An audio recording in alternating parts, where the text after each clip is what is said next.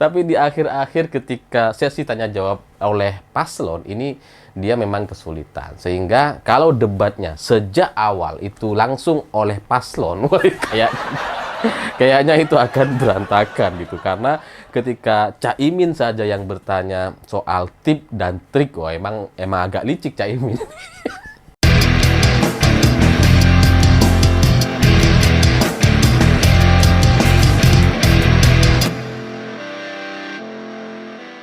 Selamat malam semuanya, selamat malam untuk semua kalian yang terkesima dan terkejut dengan debat Cawapres semalam.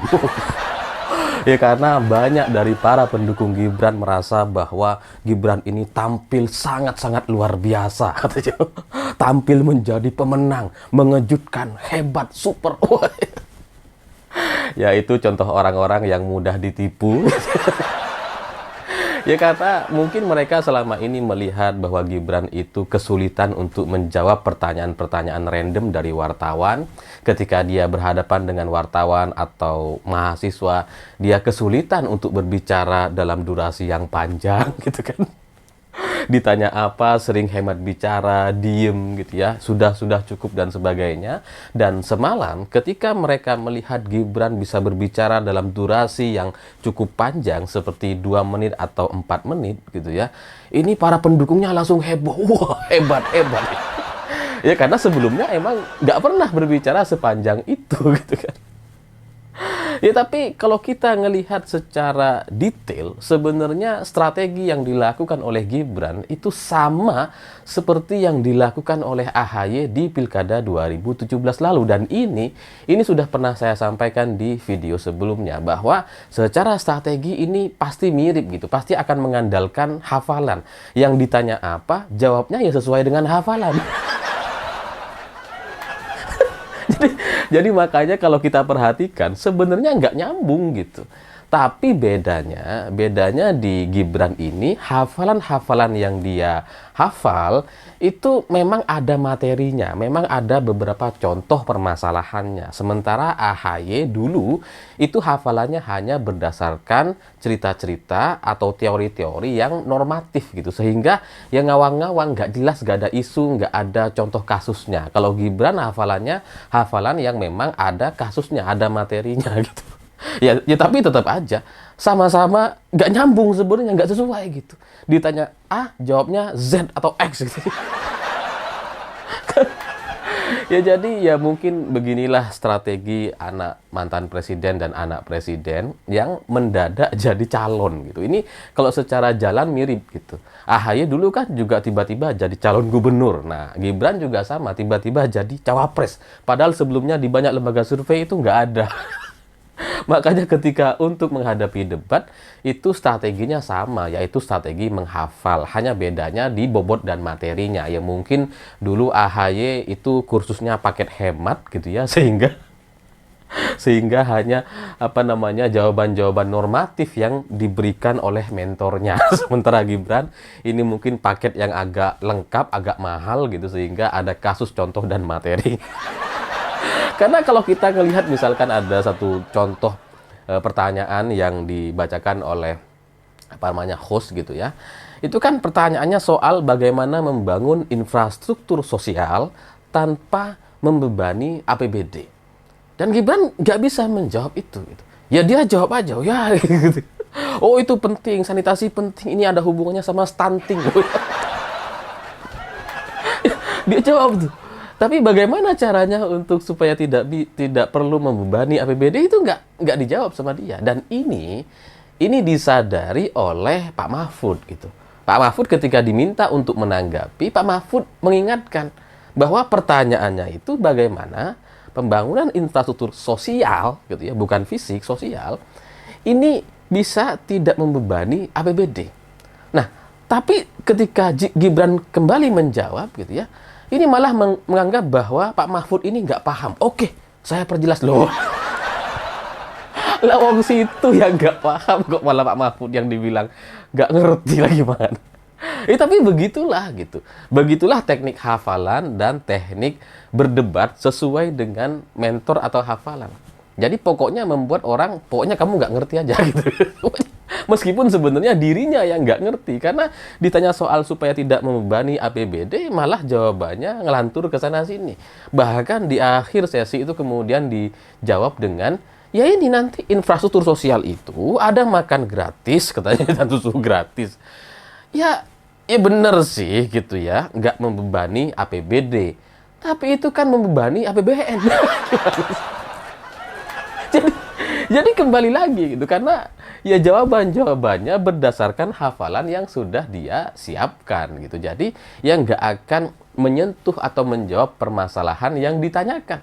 Karena semua hanya berdasarkan hafalan. Tapi ini sekali lagi memang banyak orang yang tidak menyadari, terutama dari para pendukungnya gitu. Yang sebelumnya melihat Gibran itu kesulitan bicara, wah sekarang bisa lancar bicara, orang wah hebat. Padahal kalau dilihat-lihat, oh nggak nyambung.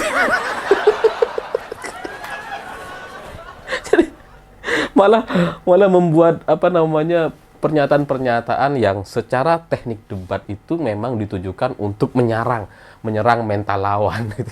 Oh, ini berarti nggak paham. Oh, sepertinya Pak Mahfud dan Cak Imin ini nggak paham. Oke, saya perjelas. Wah, itu teknik debat banget itu. Teknik dasar itu.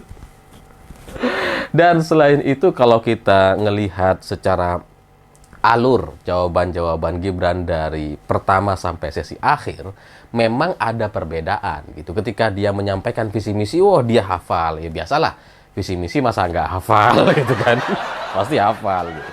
Lalu kemudian ketika diberikan pertanyaan-pertanyaan oleh panelis yang dipilih gitu ya, itu jawaban-jawaban Gibran masih cukup lancar atau sesuai gitu ya dengan pertanyaan. Tapi semakin ke belakang, apalagi kemudian di sesi pertanyaan dari paslon yang bukan dari panelis dan tidak disiapkan oleh KPU, ini Gibran jadi kewalahan atau bahkan nampak seperti emosi gitu. Karena inilah yang kemudian membuat banyak orang jadi curiga. Jangan-jangan pertanyaannya bocor atau pertanyaannya diubah sama KPU atau panitia gitu ya. Karena apa sih yang enggak untuk Gibran gitu ya? Undang-undang aja diubah, apalagi cuma pertanyaan kecil lah gitu ya. Nggak perlu sidang gitu kan. Jadinya kalau saya ngelihat wajar banyak orang curiga pertanyaannya bocor karena di awal-awal bisa menjawab dengan wah hebat gitu ya, oh yang membuat orang terkesima. Tapi di akhir-akhir ketika sesi tanya jawab oleh paslon ini dia memang kesulitan. Sehingga kalau debatnya sejak awal itu langsung oleh paslon, kayaknya itu akan berantakan gitu. Karena ketika Caimin saja yang bertanya soal tip dan trik, wah emang agak licik Caimin. Caimin nanya tip dan trik menjadi wali kota yang sukses katanya agar bisa ditiru oleh bupati-bupati dan wali kota yang lain supaya ketika mereka bikin proyek dan sebagainya itu bisa dapat anggaran atau proyek yang sangat besar. Wah, Gibran itu merasa diserang. Wah, ini pasti maksudnya ke sana. Ya ngerti lah. Caimin kan emang gitu. Mirip sama Anies ya. Ya, tapi sekali lagi, dia kesulitan untuk menjelaskan itu karena emang nggak bisa gitu. Dan faktanya memang proyek-proyek di Solo itu jauh lebih banyak dibandingkan kota-kota yang lain. Misalkan seperti kalau kita bandingkan dengan Madiun dan Malang gitu ya, itu memang jomplang. Di Solo itu anggaran bisa mencapai 2 triliun. Sementara di Madiun dan Malang itu hanya sekitar 100 miliar rupiah. Jadi memang sangat-sangat jomplang sekali. Dan kalau ini ditanyakan oleh Caimin, ya wajar sebenarnya gitu ya. Meskipun tujuannya mungkin Caimin ingin menyerang gitu. Bahwa kamu itu bicara sukses dan sebagainya. Ya karena memang anggarannya dari pusat, dikerjakan oleh pusat, oleh menteri-menteri pusat. Semua menteri-menteri datang ke Solo untuk membangun Solo. Makanya kamu kelihatan hebat gitu. Kalau nggak ada ini semua, ya sama aja seperti wali kota yang lain. Tapi dari sini saya juga mengerti bahwa nampaknya dengan anggaran yang sangat jomplang untuk Solo ini memang Gibran itu sudah disiapkan untuk menjadi cawapres sejak Gibran dicalonkan sebagai calon wali kota Solo. Dan kayaknya ini emang sangat-sangat terstruktur, terencana sekali oleh Pak Jokowi gitu ya, oleh presiden kita, dan mungkin banyak orang merasa ditipu. Kita pikir Gibran bisa berproses dari wali kota untuk mengikuti jejak langkah ayahnya yang berproses dari bawah, yang mau jadi wali kota. Tapi kalau kita ngelihat fakta-faktanya hari ini, nampaknya ini memang sangat-sangat dipersiapkan secara matang, dan bahwa pencawapresan Gibran itu last minute atau di detik-detik akhir itu juga bagian dari strategi. Karena kalau dicalonkan sejak awal seperti yang dilakukan oleh Erick Thohir, maka Gibran ini akan habis dikuliti, atau bahkan di MK itu tidak akan dikabulkan soal undang-undang menurunkan usia dari 40 ke di bawah 40 tahun untuk posisi cawapres. Jadi ya kita mungkin banyak yang ditipu gitu ya. Banyak yang dikhianati, kita pikir dia berproses, ternyata ya jalur instan semua. Dan saya tidak bisa menyalahkan orang curiga bahwa pertanyaan-pertanyaan bocor ini bagian dari strategi dan sebagainya. Ya karena memang di depan mata kita dipertontonkan dengan kekuasaan yang sewenang-wenang.